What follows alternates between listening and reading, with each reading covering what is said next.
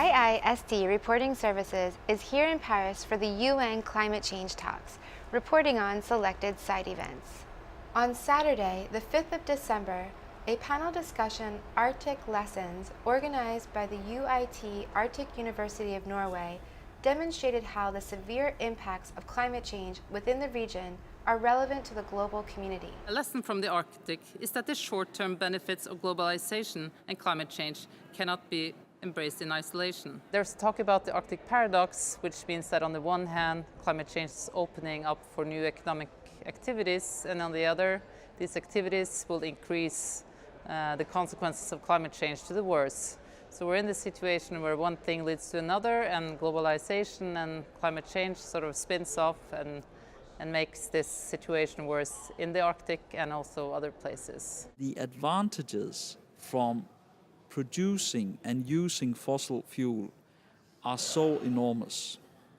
And if one country, one society leaves its fossil fuels in the ground or does not use them, and everybody else does, that society is just cheated itself.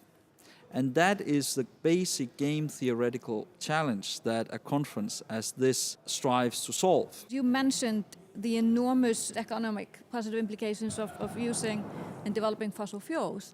But let's keep in mind, they're only big because we don't take into account the costs associated with them. They're not factored into the price at all.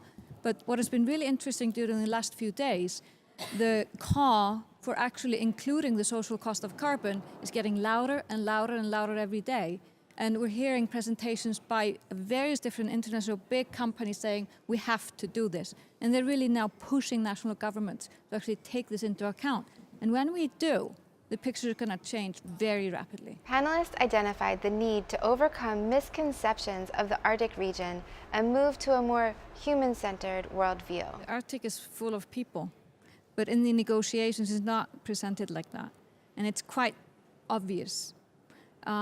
So I would say you see it as ice and polar bears. This summit goes straight to the heart of the future of our unique cultures, our languages and our indigenous communities.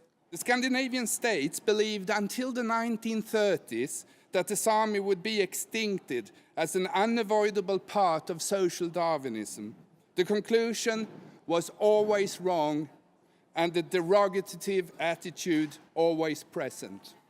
The ice is more interesting than the people for the global community. Acknowledging the unique challenges, panelists focused on the opportunities for solutions for sustainable development. There is no one-size-fits-all in climate adaptation. You have to remember to invite people and organizations to collaborate in the strategy-making process from the very beginning in order to reach the best regionalized knowledge and in order to create commitment to the climate strategy done for your region or community. Oil and gas activities in the Arctic, in the offshore marine areas of the Arctic are very risky ventures. The governance of these activities needs inclusive management and trust-based contracts.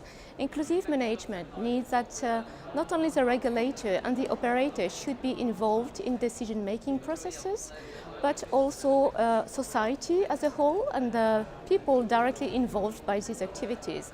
Trust-based contracts mean that the contracts are not only short-term contracts, but it's relational contracts, meaning that the various actors involved in this contract meet regularly and that the risk assessment is not only made by the regulator or the operator, but all people involved in these activities. The event also considered contributions from the social sciences. The fossil fuel sector is quite subsidized.